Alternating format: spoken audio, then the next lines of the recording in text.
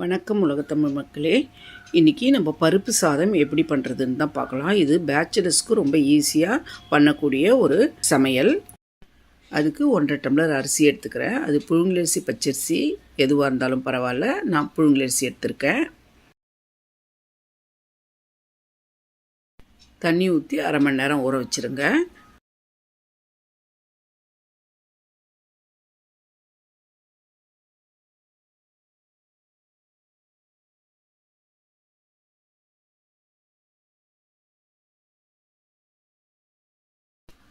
ரெண்டு தக்காளி, 2 பெரிய சைஸ் வெங்காயம், ஒரு 1/4 கப் அளவு பட்டாணி எடுத்திருக்கேன். பச்சை பட்டாணி, வெங்காயம் தக்காளி கட் பண்ணி எடுத்துக்கோங்க. ஒரு குக்கரில் 4 டேபிள் ஸ்பூன் அளவு எண்ணெய் போட்டுக்கோங்க. எண்ணெய் நல்லா சூடானதும் கடுகு போட்டு, கடுகு நல்லா வெடித்ததும் நறுக்கி வச்சுருக்க வெங்காயத்தையும் போட்டு நல்லா வதக்கிக்கோங்க.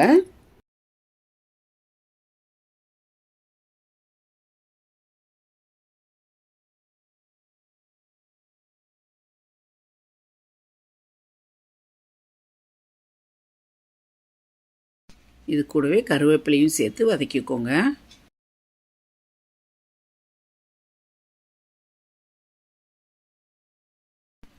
வெங்காயம் வதங்கிடுச்சு. இது கூடவே தக்காளியும் சேர்த்து வதக்கிக்கலாம்.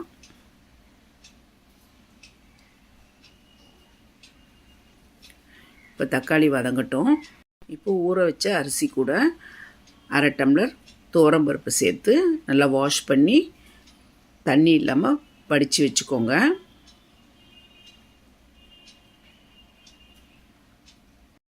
பட்டாணியும் சேர்த்து வதக்கிக்கோங்க. பட்டாணி அவங்கவுங்க விருப்பம்தான், வேண்டான்னா ஸ்கிப் பண்ணிக்கலாம். இதுக்கு தேவையான அளவு உப்பு சேர்த்துக்கோங்க.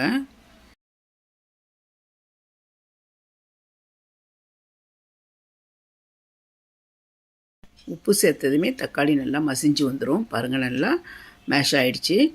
இந்த ஸ்டேஜில் 1/4 ஸ்பூன் மஞ்சள் பொடி,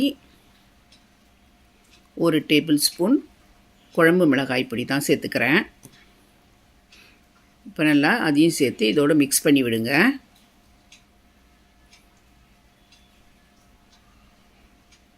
நல்லா மிக்ஸ் ஆகிடுச்சு.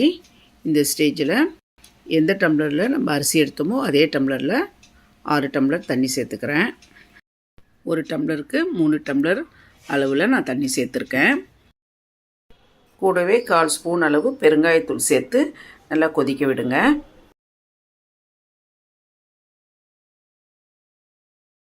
நல்லா கொதிக்குது பாருங்கள். இதை நல்லா கலந்து கொடுத்து தண்ணி வடிகட்டி வச்சுருக்க அரிசி பருப்பை இதோடு சேர்த்துடலாம். நம்ம வெளியில் போயிட்டு வரும்போது வீட்டுக்கு வந்து சமையல் பண்ணி குழம்பெல்லாம் வைக்கிறதுக்கு லேட் ஆகும். இந்த மாதிரி பருப்பு சாதம் தாளித்து சாப்பிடும்போது ரொம்ப டேஸ்ட்டாகவும் இருக்கும். சட்டுன்னு வேலை முடிஞ்சிடும். அரிசி போட்டாச்சு. இப்போ நல்லா கலந்து கொடுத்துருங்க. சாதம் உதிரியாக சாப்பிட்றவங்க 1க்கு 2 தண்ணி கூட ஊற்றிக்கலாம். இப்போ இது நல்லா கொதிக்கட்டும். கொதித்த பிறகு நம்ம குக்கர் மூடி போட்டு வெயிட் போட்டுடலாம். இப்போ நல்லா கொதிக்குது. இப்போ மூடி போட்டு வெயிட் போட்டுருங்க. 3 விசில் வந்ததும் ஆஃப் பண்ணிவிடுங்க. குக்கர் கேஸ் ரிலீஸ் ஆனதும் வெயிட்டை ரிமூவ் பண்ணிவிடுங்க. ஓப்பன் பண்ணி பார்க்கலாம். பருப்பு சாதம் சூப்பராக வந்திருக்கு. இப்போ கலந்து பார்க்கலாம். சூப்பராக இருக்குது. இது சாப்பிட்றதுக்கு ரொம்ப அருமையாக இருக்கும். உங்களுக்கு இன்னும் குழைவாக வேணும்னா கூட கொஞ்சம் தண்ணி கூட எக்ஸ்ட்ராவாக சேர்த்துக்கலாம். இந்த சாதம் பேச்சுலர்ஸ்க்கு ரொம்ப ஈஸியாக செஞ்சிடலாம். குழம்புலாம் வைக்க தேவையில்லை. இது கூட ஒரு அப்பளம் தொட்டு சாப்பிட்றதுக்கோ ஊறுகாவோ இது கூட சொட்டு சாப்பிட்டுக்கலாம். ரொம்ப நல்லாயிருக்கும். இதுக்கு சுட்டப்பளம் சூப்பராக இருக்கும். ஆனியன் பச்சடி பண்ணியிருக்கேன். இதுவும் சைட் டிஷ்ஷாக இதுக்கு ரொம்ப நல்லாயிருக்கும்.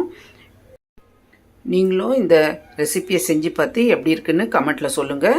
இந்த வீடியோ பிடிச்சிருந்தால் லைக் பண்ணுங்கள். நண்பர்களுக்கும் சொந்தங்களுக்கும் ஷேர் பண்ணுங்கள். சப்ஸ்கிரைப் பண்ணுங்கள். அப்படியே பெல் பட்டனை ப்ரெஸ் பண்ணுங்கள். நன்றி.